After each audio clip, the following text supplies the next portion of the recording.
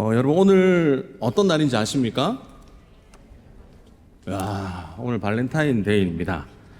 여러분 발렌타인데이를 제가 네이버에서 검색을 해보니까 오늘 사랑하는 사람에게 고백을 하면 이루어진대요. 오늘 혹시 1호 커플 한번 손 들어보세요. 너무 부끄러우니까 손을 들지 말고 마음으로 이렇게 한번 외쳐보시면 될 것 같습니다. 아직도 늦지 않았어요. 예배가 마치고 사랑하는 사람이 있으면 그 사람에게 뭘 하면 된다? 네, 주님께만 고백하시는 여러분들 되시기 바랍니다. 자, 여러분 고백을 하면 이루어진다고 하는데 어떠세요? 여러분 이 말에 동의가 되시나요? 아니면 동의가 되지 않나요? 네, 아멘도 있으시고, 네. 2월 14일은 발렌타인데이고, 그러면 3월 14일은 무슨 데이죠? 야, 잘 아시네요. 자, 누가 이런 걸 만들었는지 저는 사실 궁금하진 않습니다. 그런데 한 가지 여러분들에게 어려운 질문을 하나 드려볼게요. 이 발렌타인데이는 남자가 받는 날일까요? 여자가 받는 날일까요? 네, 이제 뭐 답이 없습니다. 맞죠? 그렇다면 화이트데이는 남자가 주는 날일까요? 여자가 주는 날일까요? 네, 자기 마음대로 얘기하고 있어요. 자, 이 질문을 제가 제 아내에게도 이렇게 물어봤습니다. 여보, 왜 당신은, 제가 지금 쳐다보고 있어요. 여보, 왜 당신은 나에게 초콜릿을 주지 않지? 라고 이렇게 물어봤거든요. 그랬더니 제가 이렇게, 아내가 이렇게 대답을 하더라고요. 뭔가 단단히 착각하는 것 같은데 무슨 데이는 남자가 여자한테 주는 날이야, 이러는 거예요. 이 깊은 깨달음을 제가 얻는 데까지 17년이 걸렸거든요. 그러니까 이 말은 저희 아내가 가끔 이렇게 이야기할 때가 있습니다. 네 돈이 내 돈이고 내 돈도 여전히 내 돈이다. 늘 했던 이 의미의 깊은 깨달음을 오늘도 얻게 되었는데요. 여기 계신 우리 남성분들이요, 그리고 앞으로 남자친구로 살아갈 여러분들이요, 인생을 쉽게 사는 방법을 제가 하나 알려드리겠습니다. 여러분, 받을 생각하지 말고 그냥 주세요. 남자는 받지 말고요, 그냥 여자한테 다 주세요. 그러면요, 이게 박수까지 칠 일인가요? 그러면 어떤 일이 생기냐면 마음이 평안해집니다. 그리고 인생이 형통케 되는 축복을 여러분들이 누리게 되실 줄 믿습니다. 하지만 여러분, 오늘 우리가 받아야 될 가장 귀한 선물은요, 초콜릿도 아닙니다. 사탕도 아닙니다. 바로 하나님께서 여전히 나를 사랑하신다는 거, 그 사랑을 받아 누릴 수 있는 여러분들 되셨으면 좋겠습니다. 그래서 우리 이렇게 인사를 할까요? 오늘의 최고의 선물은 바로 당신입니다.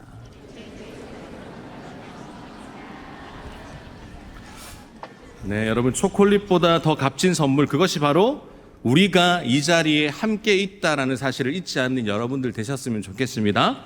우리는 이렇게 서두에 웃으면서 시작을 했지만요, 우리 인생은 늘 이렇게 달콤하지만은 않아요. 우리가 오늘 설교 제목이 뭐냐면, 따라합시다. 버려졌지만 잊히지 않았습니다. 여러분, 오늘 대지에서 이것을 이어서 여러분 생각하시면 될 것 같아요. 오늘 본문에는요, 3명의 인물이 등장을 합니다. 한 명은 믿음의 조상 아브라함이고요, 또 한 명은 만국의 어머니라 칭하는 사라입니다. 그리고 또 어쩌면 엑스트라처럼 등장하는 한 여인이 있었는데 그 여인은 바로 사라의 여종 하갈이에요.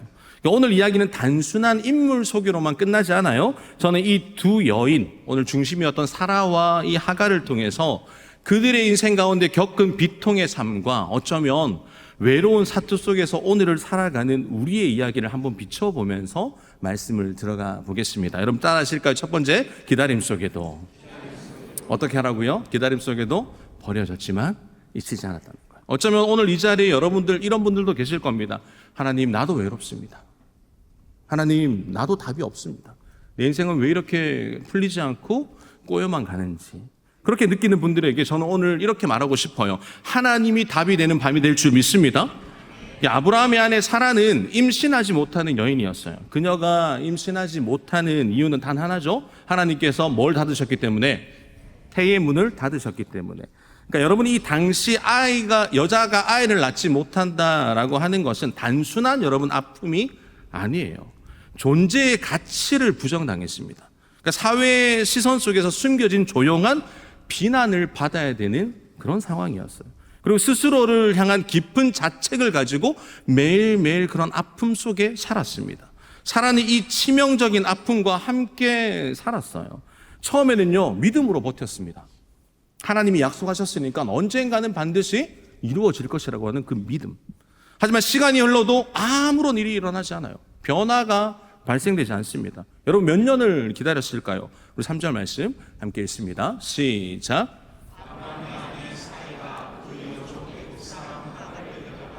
그 남편 아브라함에게 선물로 줄 때는 몇 년을 기다렸다고요? 하나님의 약속을 받고 기다린 시간이 10년이에요. 하나님은 전에 이렇게 말씀하셨거든요. 창세기 12장 2절 제가 읽어드릴게요. 내가 너로 큰 민족을 이루고 내게 복을 주어 내 이름을 창대하게 하리니 너는 복이 될지라. 여러분 큰 민족을 이루려면 무엇이 있어야 됩니까? 무엇이 있어야 돼요? 자녀가 있어야 되죠. 이 약속을 들었을 때 아브라함의 나이가 몇 살이냐면 75세였습니다. 사라는요 1년을 기다렸어요. 괜찮았습니다. 3년을 기다렸는데 괜찮았어요. 5년을 기다렸습니다. 그러면서 믿음을 지켰는데 괜찮았단 말이에요. 하지만 10년. 여러분 시간이 지나면서 믿음은 점점 희미한 그림자처럼 흐려지기 시작하는 때였죠. 기도의 열정은 식어갔고요. 기다림의 끝은 보이지 않았죠. 사라는 점점 그 상황 속에 지쳐만 갔습니다. 밤이면 스스로에게 혼자 이렇게 묻는 거예요. 내가 임신하지 못하는 이유가 뭘까? 그 문제가 혹시 나한테 있을까? 아니면 남편인 아브라함에게 있을까? 그녀는 답을 찾고 싶었습니다. 그래서 아무리 생각해도 해답이 없는 인생이었거든요. 사라는 텅 빈 텐트 속에서 홀로 울었어요. 아무도 그녀의 이야기를 들어주지 않았습니다. 아니요. 가장 고통스러운 게 뭐냐면 하나님마저 침묵하는 것 같은 그 느낌을 받았던 게 사라였어요. 믿음의 조상 아브라함의 아내라고 하는 그 이름은요, 그녀의 상처를 감출 수가 없었습니다. 그녀는 결국 자신이 홀로 생각해서 첫 번째 잘못된 선택을 하는데 그게 뭐냐면 하나님이 나를 잊었다는 생각을 하는 거예요. 그러면서 인간적인 방법을 찾아요. 우리 2절 말씀 함께 읽습니다. 시작.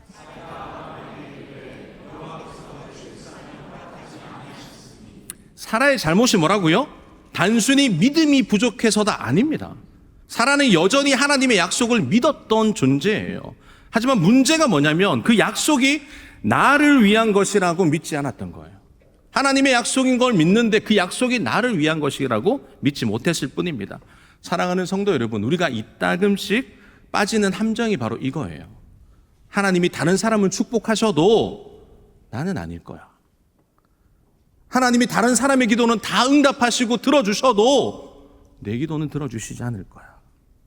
하나님은 내 기도를 들어주시지 않는다고 하는 그 상황 속에서 이런 고백이 여러분 믿음이 없어서 하는 고백이 아니라니까요. 나를 위한 약속이라고 믿지 못하는 고백입니다. 그래서 무너지는 거예요. 사라는 그 약속에서 누구를 제외했냐면 자신을 제외했어요. 하나님이 아브라함을 축복하신다고 말씀하셨지 나를 축복하신다라고 말씀하신 적은 성경에 나옵니까? 안 나옵니까? 안 나와요. 이 생각이 그녀의 마음을 무너뜨린 겁니다. 오늘 이 자리에 계신 여러분들은 어떻습니까? 지금 사라와 같은 시간을 보내고 계신 분들이 혹여나 계시지 않습니까? 기다림의 시간이 너무 지나서 지친 우리의 마음, 기도에도 응답이 없어서 외면당한 것 같은 그런 느낌. 분명 하나님이 살아계신 건 맞는데 나와는 상관없는 분처럼 느껴질 때 우리가 그때요 너무 외로움을 느낀다는 거예요. 그녀의 두 번째 잘못이 뭐냐면 대리모를 선택해서 아이를 가지려고 했던 겁니다. 여러분 당시 문화에서는 이 대리모를 통해 아이를 낳아도 그 아이를 자신의 자녀로 인정하는 것은 당연했어요. 일반적이었습니다. 우리가 잘 아는 야곱도 그랬죠. 라헬과 레아가 각각 자신의 여종을 남편에게 보내서 자녀들을 얻었지 않습니까? 사라도 이 방법을 선택을 하는데 하나님의 약속이 이루어질 수 있다라고 기대했어요. 하지만 문제가 뭐냐면 그녀는 하나님의 약속에서 또다시 스스로를 제외시켰습니다. 그러니까 하나님의 약속은 분명하게 이루어질 건데 그런데 그 약속은 나를 위한 것이 아니라는 거죠. 이것이 사라의 깊은 내면에서 일어난 믿음의 균열이었어요. 애굽에서 하갈을 여종으로 얻었을 때를 여러분 한번 생각해 보십시오. 그것을 돌아보면 그 시기가 언제냐면 아브라함이 하나님의 약속을 받고 난 후에요. 그러니까 같은 아브라함의 나이 75세 때 하갈이 아브라함의 종으로 왔단 말입니다. 다시 말해 하나님의 약속은 여전히 생생했다니까요. 그럼에도 불구하고 사라는 기다림 속에서 지침 현상이 일어났던 거죠. 결국 사라는 하갈을요 아브라함에게 보냅니다. 그리고 둘은 함께 하룻밤을 보내게 돼요. 그 결과가 어떻게 됩니까? 4절 말씀 함께 읽도록 합니다. 시작. 자, 여러분 이 짧은 문장 잡으세요. 사라의 마음을 산산이 부숴버린 한 문장입니다. 임신의 소식을 듣는 순간 사라가 깨달았죠. 문제가 누구에게 있다고요? 아브라함입니까? 사라입니까? 사라죠. 문제가 나였구나. 하나님이 약속하신 아이를 얻기 위한 분명한 선택의 방법이었지만 결과적으로 그 방법은 사라의 마음에 더 깊은 상처가 생긴 거예요. 하나님으로부터 어떤 그 거절감이 이제 더 이상 상상이 아닌 현실이 되는 순간 나는 정말 하나님께 버려진 존재구나. 이 한 줄의 결론이 사라의 마음을 무너지게 만들었습니다. 사랑하는 성도 여러분, 믿음의 온전함을 방해하는 가장 큰 적이 뭐라고 생각하세요? 믿음의 온전함을 가장 방해하는 큰 적이 뭐냐면요, 하나님의 사건을요 우리의 이해 방식대로 정의 내리는 겁니다. 다시 한번 강조합니다. 믿음의 온전함을 가장 큰 방해하는 적이 뭐냐면 하나님의 사건을 우리의 방식대로 해석하려는 것에서 출발한다는 거예요. 잘못된 거죠. 우리가 이해할 수 있는 범위 안에서 하나님을 제한하고 내 경험과 논리로 하나님의 계획을 해석하려고 할 때 그럼 믿음이 무너지는 거예요. 사라는 자신의 거절감과 약속의 성취에서 느낀 그 소외감, 그것으로 인해 삶이 엉망진창이 되어버렸습니다. 사라는 차가운 밤하늘을 지새우면서요 혼자 중얼거렸을 겁니다. 만약 하나님께서 우리에게 약속을 주시지 않았다면 이렇게 비참하진 않았을 텐데, 만약 내가 하나님을 믿지 않았다면 이렇게 외롭진 않았을 텐데. 그녀는 하염없이 눈물을 흘리며요 스스로를 향한 수많은 질문과 끝없는 후회 속에 잠겼죠. 하지만 더 비통한 순간은 그 뒤에 찾아와요. 우리 4절 말씀 함께 읽습니다. 시작.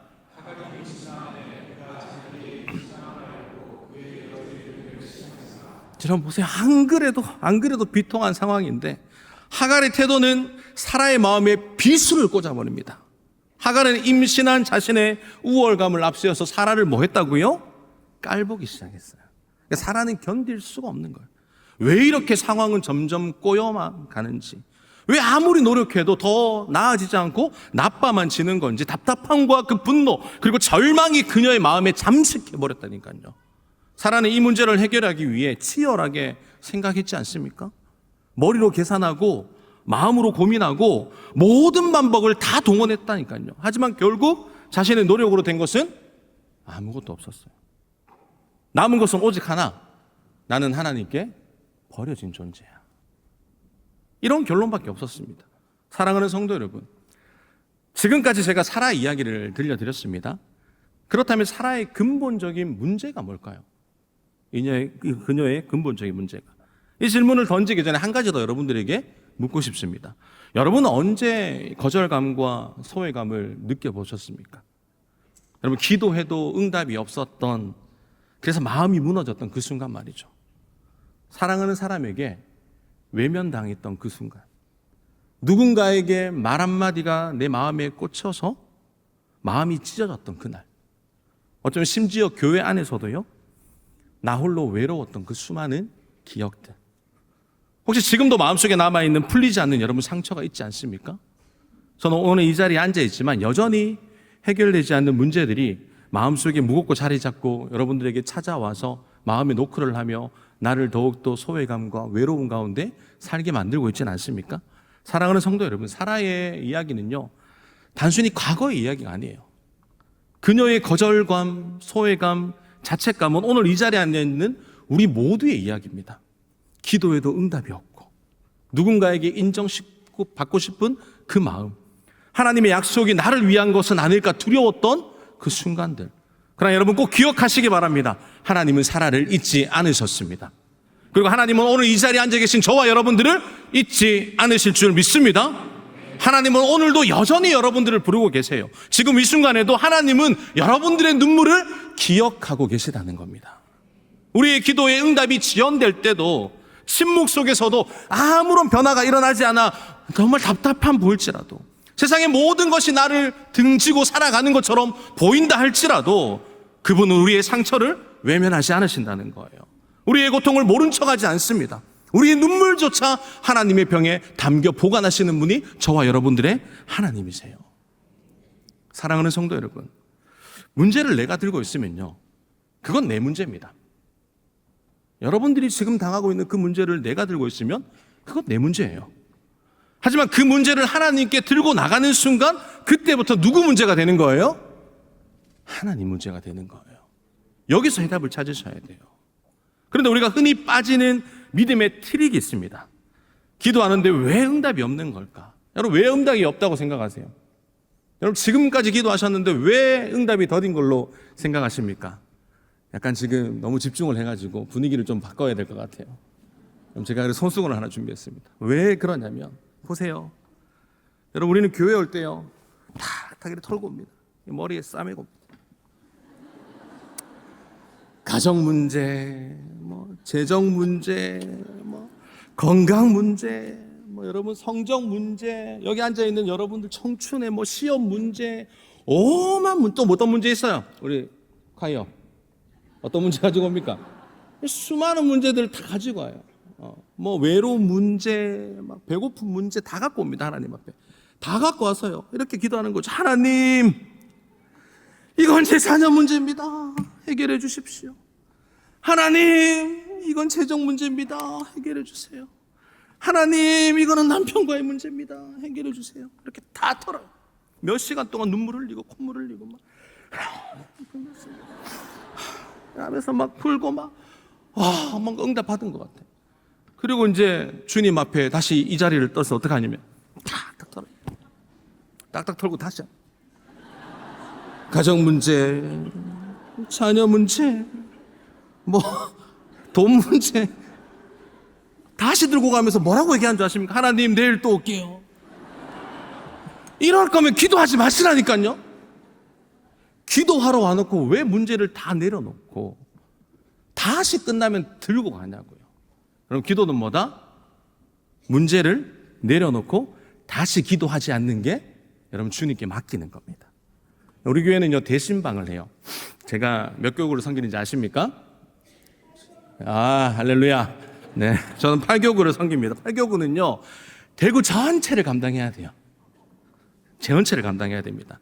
그래서 제가 신방을 다니면서 성도님들을 격려하고 기도하고 교회로의 또 발걸음 가운데 칭찬도 하면서 그렇게 이동을 하는데요, 저희는 이동을 하다 보면 장거리가 많아서 고속도로나 유료도로를 사용을 해야 돼요. 제 차에는요, 하이패스가 달려 있습니다. 신방을 출발할 때는 돈이 어느 정도 있었어요. 하도 많이 다니니까 잔액이 부족하면 이런 음성이 들립니다. 잔액이 부족합니다. 여기에 저는요, 잔액이 부족하다는 게 매사에 잔액이 부족했기 때문에 익숙해요. 언제가 내가 고속도로를 가면 충전하리라. 그런데 동행한 이 권사님은요, 귀에 계속 거슬렸나 봐요. 목사님, 저건 어디서 충전해요? 저한테 물어보는 거예요. 고속도로에 가면 충전할 수 있다고 제가 이제 이렇게 친절하게 얘기를 해드렸죠. 그때 마침 잔액이 200원이 남은 거예요. 그러니까 시동을 키면 잔액이 부족합니다. 이제 친절해. 잔액은 200원입니다. 여러분, 한 달 내내 이 음성을 들어봐요. 어느 정도 시간이 흘렀고 이제 세천으로, 가장 먼 곳으로 신방을 가던 날, 고속도로를 이용하는 날이었어요. 권사님께서 꼭 충전하자고 저한테 이야기하시는 거예요. 여러분, 여기서 오해하지 마십시오. 저는 극구 만류했습니다. 권사님, 제가 고속도로 가면 충전할 수 있습니다. 그랬더니 권사님의 그 간절함을 제가 이겼을까요? 못 이겼을까요? 못 이겼어요. 결국 고속도로 사무실에 들러서 충전을 했습니다. 얼마를 충전했는지는 비밀입니다. 권사님이 딱 한 말씀 해주시는 거예요. 섬길 수 있어 감사합니다. 그 순간 제가 설교자로서요, 그 섬길 수 있어 감사합니다, 그 말은 온데간데 없고요. 야, 이거다 이거. 그때 이 설교 준비하고 있었거든요. 이거다 이거. 이게 간증이다. 사랑하는 성도 여러분, 차량의 하이패스에서 들리는 그 음성이 뭐였다고요? 잔액이 부족합니다. 이게 바로 우리의 기도가 돼야 돼요. 어떻게? 오늘 이 자리에 나와서 하나님, 잔액이 부족합니다. 하나님, 내가 사랑이 부족합니다. 하나님, 내가 믿음이 부족합니다. 하나님, 내가 상처가 너무 많습니다. 하나님, 너무 외롭습니다. 하나님, 마음이 아픕니다. 하나님, 눈물이 멈추지 않습니다. 하나님, 내 인생의 소망이 사라졌습니다. 하나님, 내 인생의 고통이 끝나지 않습니다.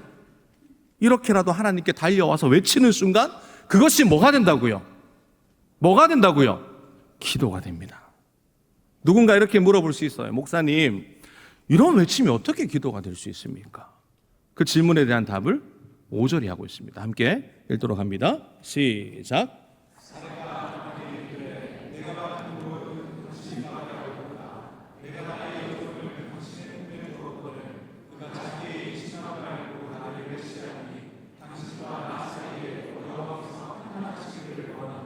아멘. 사라는 지금 누구에게 호소하고 있죠? 하나님입니까? 아브라함입니까? 아브라함이죠. 하지만 그 호소를 누가 듣고 계시죠? 하나님이 듣고 계십니다. 그리고 하나님이 들으시는 순간 그 모든 호소는 뭘로 바뀝니까? 뭘로 바뀌어요? 기도로 바뀌어요. 어려워요? 다시요. 굉장히 어려운 것처럼 너무 초집중하고 계신데 여러분 보세요. 지금 사라가 누구에게 호소하고 있다고요? 아브라함. 그럼 이 호소를 들으시는 분이 누구라고요? 하나님. 하나님이 들으시면 그 호소가 뭐가 된다고요? 기도가 되는 거예요. 하나님은 우리의 외침을 기도로 받으세요.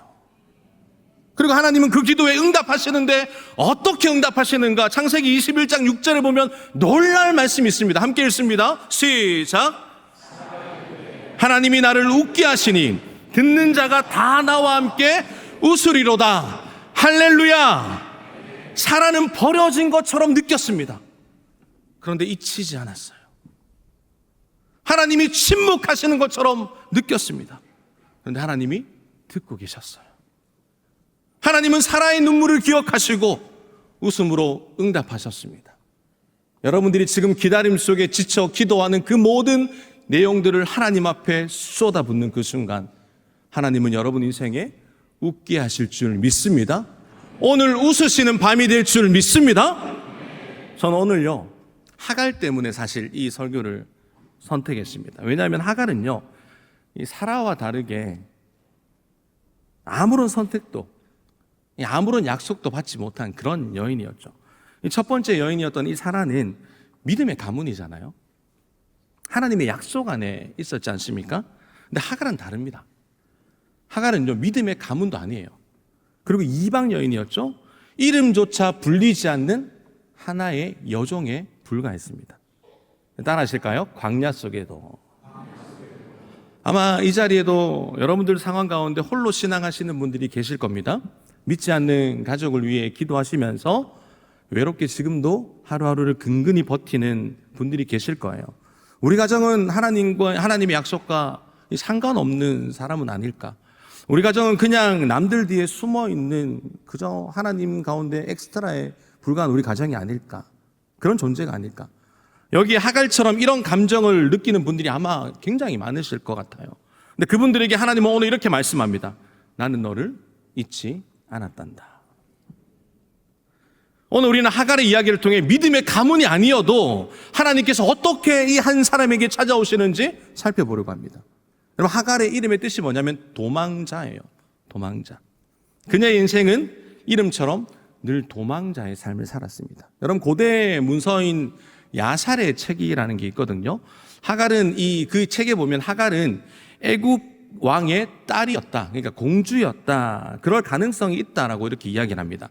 이 야살의 책이 뭐냐면 성경은 아니에요. 성경은 아닌데 고대 이스라엘의 역사적인 사건들을 기록한 이 성경에도 2번이나 언급되어 있는 책입니다. 그런데 정경은 여러분 아닙니다. 그냥 그런 내용들이 있었다 정도로 볼 수 있죠. 만약에 그 문서대로 이 하갈이 바로 공주의 왕의 딸이었다면, 공주였다면 어떤 이유에서든지 첩의 자녀로 태어났죠. 결국 아버지로부터 뭘 받았습니까? 버림을 받았어요. 그러니까 그 상처가 얼마나 깊었을까.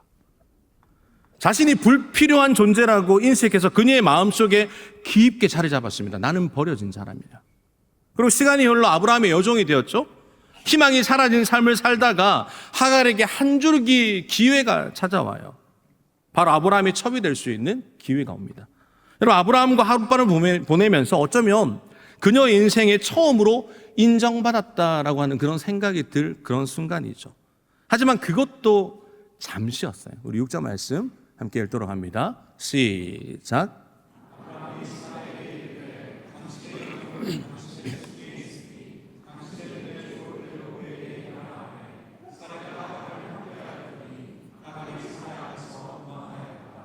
여러분 보세요. 하갈은 뭘 받았다고요?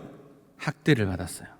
여기서 이 학대라고 하는 단어는요, 출애굽기 1장에서 이스라엘 백성들이 애굽에게 받는 학대와 동일한 단어입니다. 그러니까 단순한 신체적 고통뿐만 아니라 심리적, 정서적 학대까지 포함한 깊은 상처를 얘기하는 거예요. 그러니까 하갈은요, 유기감을 느낍니다. 그녀는 아버지에게 버림받았죠? 이제는 사라에게도 버림받았어요. 이 유기감은 허무감으로 이어지는 거예요. 나는 아무에게도 쓸모없는 존재구나. 내가 사라져도 아무도 나를 찾지 않을 거야. 그녀의 상처가 굉장히 또 깊었어요. 그 상처가 얼마나 깊었을까요? 마침내 그녀는요, 광야로 도망칩니다. 여러분, 광야가 어떤 곳입니까? 삶의 끝이자 절망을 상징하는 곳이 광야예요. 그곳은 낮의 뜨거운 태양은요, 그녀의 마음속에 분노처럼 막 뜨거웠어요. 밤의 차가운 바람은요, 그녀의 외로움처럼 굉장히 싸늘했습니다. 이 광야는 낮의 온도가 45도까지 오른다고 해요. 밤에도 5도 이하로 떨어지면서 이 온도의 극심한 변화는 마치 하갈의 감정의 그 변덕스럽고 가혹한 것처럼 느껴졌다니까요. 하갈은 또 혼자 속삭였을 겁니다. 나는 사라에게도 필요 없는 존재고 아브라함에게도 필요 없는, 심지어 하나님조차 나를 기억하지 않는. 그녀는요, 기도할 힘조차 없었습니다. 기도를 잊은 게 아니에요. 사실 기도라는 걸 단 한 번도 해본 적이 없는 여인이 하갈입니다. 하갈은 광야 한가운데서 뭘 했냐면요, 울었어요. 때로는요, 소리 없이 울었습니다. 메마른 입술에 터져 나오는 신음으로 울었습니다. 그런데 바로 그때, 그 순간 기적이 찾아와요. 우리 7절 말씀 함께 읽도록 합니다. 시작.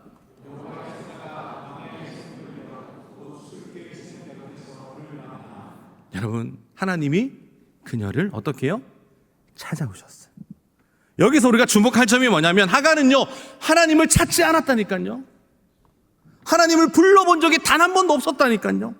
기도하지도 않았습니다. 그런데 하나님이 그녀를 어떻게 해요? 찾아오셨습니다. 사랑하는 성도 여러분, 이 얼마나 놀라운 장면입니까? 좀 놀랍다 얘기해 주세요. 굉장히 놀라운 장면이에요. 다시 처음 들은 것처럼. 하나님이 그녀를 찾아오셨어요. 여기서 주목할 점이 뭐냐면, 하갈은 하나님을 찾지 않았어요. 하나님을 불러본 적도 없습니다. 기도하지도 않았어요. 그런데 하나님이 그녀를 찾아오셨습니다. 그 하나님이 오늘 여러분들 가운데 찾아오실 줄 믿습니다. 하나님은 사라가 있는 장막이 아니었거든요. 광야 한가운데 서 있는, 울고 있는 하갈에게 오셨어요. 하나님의 약속의 가문이 아니라 외로운 이방 여인에게 가장 먼저 찾아오셨습니다. 여호와의 사자가 찾아와서 11절에 뭐라고 얘기합니까? 이렇게 얘기합니다. 여호와의 사자가 또 그에게 이르되 내가 임신하였은즉 아들을 낳으리니 그 이름을 이스마엘이라 하라. 이는 여호와께서 내 고통을 들으셨음이니라. 이스라엘의 뜻이 하나님이 들으신다예요. 하나님은 하갈의 눈물 속에서 그녀의 말할 수 없는 고통의 신음소리를 들으셨습니다. 그럼 이 사실이 얼마나 놀랍습니까? 하나님께 나오는 자들은 기도의 언어가 아니라도 들으세요. 하나님은요, 그녀의 말을 들은 게 아닙니다. 그녀의 눈물을 들으셨습니다. 이 장면이 굉장히 드라마틱한데, 광야 한복판이에요. 타오르는 태양 아래 메마른 모래바람 속에서 한 여인이 삶의 모든 걸 포기하고 쓰러져 울고 있을 때, 바로 그때 하나님이 찾아오셨고 나타나셔서 말씀하셨어요. 사랑하는 성도 여러분, 우리는 하나님을 찾을 수 없다고 느낄 때가 굉장히 많아요. 하지만 오늘 본문은 말합니다. 우리가 하나님을 찾기 전에 하나님이 먼저 찾아오십니다. 우리가 기도하기 전에 하나님이 이미 우리의 고통을 들으십니다. 여러분 믿으십니까? 먼저 찾아오셔서 문을 두드리시는 분이 저와 여러분들의 하나님이세요. 하갈은 하나님의 음성을 듣고 어떻게 고백합니까? 우리 13절 함께 읽도록 하겠습니다. 시작.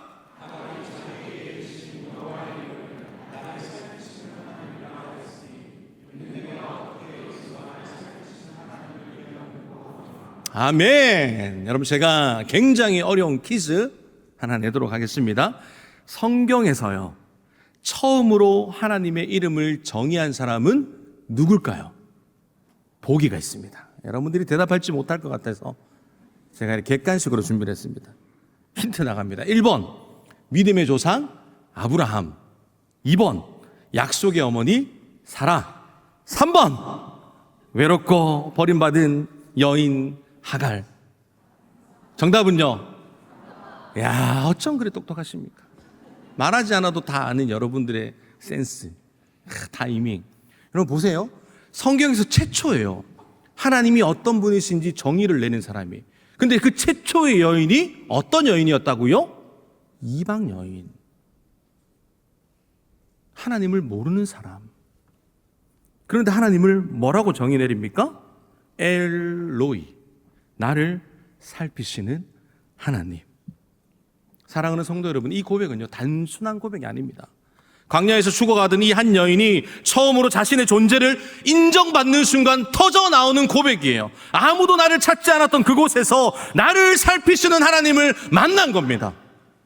오늘 아무도 나를 관심 가져주지 않는 이 자리에서 하나님이 여러분 가운데 찾아오셔서 엘로이, 나에게 찾아오셔서 그런 고백을 듣고 싶은 분이 우리 하나님이신 거예요.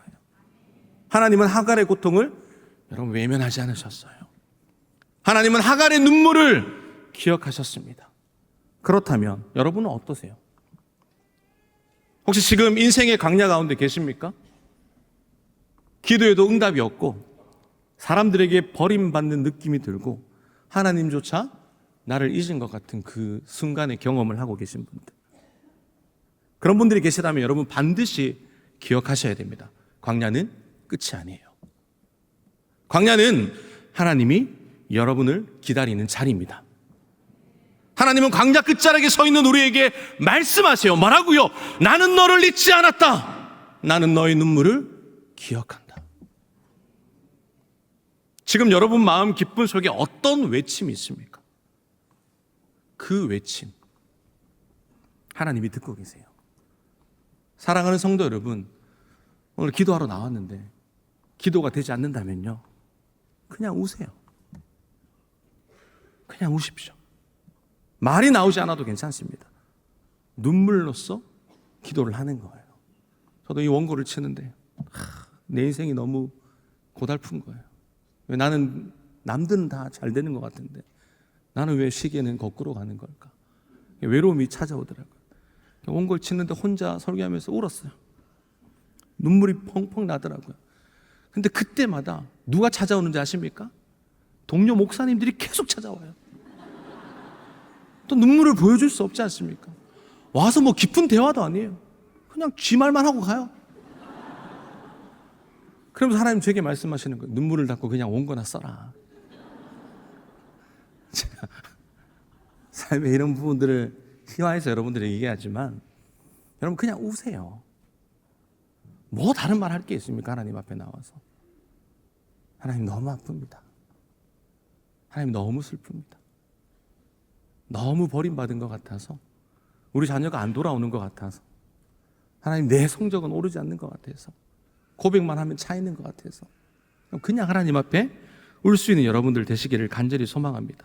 오늘 이 자리에서 깊은 외침이 있다면 그 외침을 하나님께 맡기는 밤이 될 줄 믿습니다. 시편 56편 8절은 이렇게 얘기합니다. 나의 눈물을 주의 병에 담으소서. 이것이 주의 책에 기록되지 아니하였느까.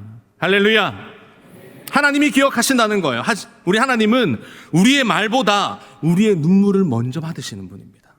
하갈은 하나님을 만난 그 자리에서 이렇게 이름을 불러요. 또 다른 이름을 부릅니다. 우리 14절 말씀 함께 읽습니다. 시작.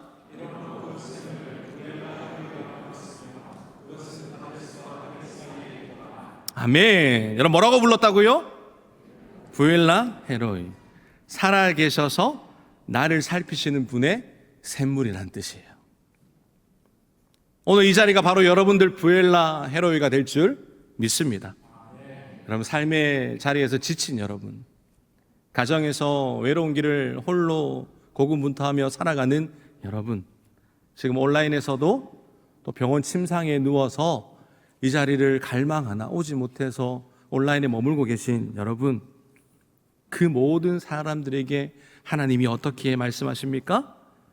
그곳이 바로 살아계신 하나님이 나를 살피시는 샘물의 고백을 할 수 있습니다. 하나님이 말씀합니다. 내 인생에 실패와 거절이 없단다. 너의 인생에 나의 최선만이 있단다. 그럼 반전을 믿으세요? 언젠간 내 인생도 반전이 될 거라는 것을 못 믿는다면 희망은 하십니까? 여러분 희망이라도 하실 수 있는 여러분들 되시길 바랍니다. 여러분 고장난 시계도요 하루에 몇 번 맞죠? 다시요, 고장난 시계도 하루에 몇 번 맞아요? 어떻게 그렇게 잘하세요? 고장난 시계도 하루에 2번은 맞는다는 그런 속설이 있지 않습니까? 여러분 보세요. 지금 하갈이 계산적으로 보면요, 아브라함이 태어나서 요셉이 죽는 시기까지가 얼마냐면 362년이에요. 그리고 요셉을 잃어버린 왕, 이제 애굽이 이스라엘을 다스리기 시작한 지 400년입니다. 여러분 362년의 하갈, 400년의 사라. 여러분 하나님은요 우리 인생을 그냥 내버려 두지 않고 언젠간 때가 되면 바꾸십니다. 역전을 일으키세요. 내 인생이 지금 끝자락에 놓였다고 해서 그게 끝이 아니라는 거예요. 내 인생이 매일매일 실패하는 반복 속에 살아간다 할지라도 그것이 좌절의 자리가 아니라는 겁니다. 그래서 우리가 조금 잘 나간다고 해서 교만할 필요도 없고요. 우리가 지금 너무나도 낮아진 인생을 살아간다고 해서 의기소침할 필요도 없습니다. 여러분 옆 사람을 한번 보세요. 잘 될 사람 같아요? 안 될 사람 같아요? 잘 될 사람 같습니까? 안 될 사람 같습니까? 왜 말을 못해요? 옆에 사람 듣는데? 옆에 사람이 듣는다니까요? 그냥 이왕이면 말하고 싶지 않아도 잘 될 것 같다. 야, 니 진짜 대박날 인간이네. 이렇게 얘기라도 해줄 수 있잖아요. 다시요. 옆 사람 얼굴 보세요. 잘 될 사람입니까? 못 될 사람입니까? 네, 나중에요. 딱 10년만 기다립시다. 우리 옆 사람이 나를 살려주는 사람이 될 겁니다. 남 잘 된다면 진짜 말을 안 들어요. 남 잘 된다고 하면 뭐가 꼴리는지 계속 얘기를 안 해요. 옆에 있는 사람이 여러분들 도와줄 사람일 줄 믿습니다. 그 사람으로 인해서 우리 인생이 또 잘 되게 될 거고, 또 10년 뒤에는 내가 잘 돼서 그 사람이 잘 되게 되는 순간이 찾아올 거예요. 그게 하나님을 믿는 역전의 순간들이 우리 인생에 오늘도 생성되고 자라나고 있음을 믿으시는 여러분들 되시기를 간절히 소망합니다. 이 말씀으로 마지막으로 말씀을 하고 오늘 설교를 마무리하려고 합니다. 여러분 제 마음속에 오래된 기억 하나가 있어요. 벌써 11년이라는 시간이 지났습니다. 어머니께서 폐암 선고를 받고 주님 나라에 먼저 입성을 하셨거든요. 어머니께서 폐암을 미리 아셨던 것 같아요. 저한테 얘기를 하지 않으시고. 그러면서 그때마다 어머니 서랍장을 열었는데 그냥 작은 손편지들이 수북히 쌓여 있는 겁니다. 그 편지를 제가 다 읽어보지는 못했지만 그 편지에 적힌 문구 하나를 발견했습니다. 성경 구절이었는데, 생각하건대 현재의 고난은 장차 우리에게 나타날 영광과 비교할 수 없도다. 저는 이 짧은 성경 구절을 읽는 순간 제 마음이 그냥 무너졌습니다. 엄마는 이 땅에 버려진 것처럼 정말 외롭고 쓸쓸하게 사셨는데, 아무도 믿지 않는 그곳에서 홀로 신앙을 지키며 나만 바라보며 사셨는데 엄마가 쓸쓸하게 산 게 아니었구나. 그 고통 가운데서도, 외로운 순간 속에서도 우리 엄마는 하나님을 기억하고 계셨구나. 제가 신방을 다니면서 엄마와 나이와 비슷한 분들을 만날 때마다 그분들을 보면 마음이 찡해집니다. 조금만 더 사셨으면 어땠을까? 지금 엄마가 만약에 살아 계셨다라면 그토록 염원이었던 아들이 목사가 되는 것을, 강단에서 설교하는 것을 한 번이라도 봤으면 어땠을까? 뭐가 그리 급하다고? 제가 그렇게 생각을 하고 설교를 준비했는데요, 이런 생각을 주시더라고요. 급한 거는 엄마가 아니라 하나님의 사랑이더라고요. 엄마는 이 땅의 시간보다 더 크고 더 깊은 하나님 품으로 먼저 가셨습니다. 제 속에 그리움은 남아 있는데요, 엄마의 편지와 그 말씀은 여전히 저를 붙들고 있어요. 그래서 이미 오랜 시간이 지났지만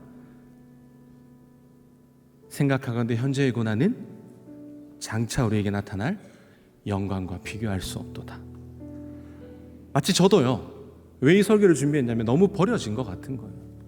주변에 기도해 줄 사람도 없고, 누가 이 길 간다고 칭찬해 주는 사람도 없고, 홀로 방치되고 외로운 인생을 살아가는 제 모습이 보이면서 나도 이런데 성도님들 어떨까?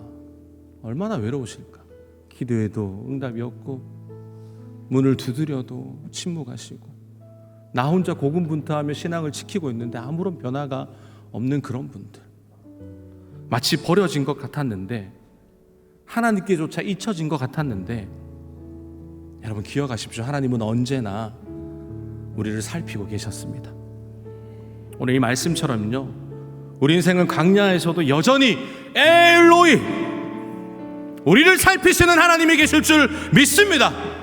그분이 지금도 찾아오셔서 우리에게 말씀합니다. 나는 너를 잊지 않았다. 나는 지금도 너의 눈물을 기억하고 있다. 오늘요, 초콜릿보다 더 달콤한 우리의 사랑 고백으로 주님 앞에 나아가시지 않겠습니까? 세상의 그 달콤함이 아니라 결국 그 모든 것들의 치유의 근본이 뭐냐면 주님의 사랑입니다. 우리가 사랑으로 고백할 때 하나님이 우리를 찾아오셔서 만지시는 이 밤이 될 줄 믿습니다.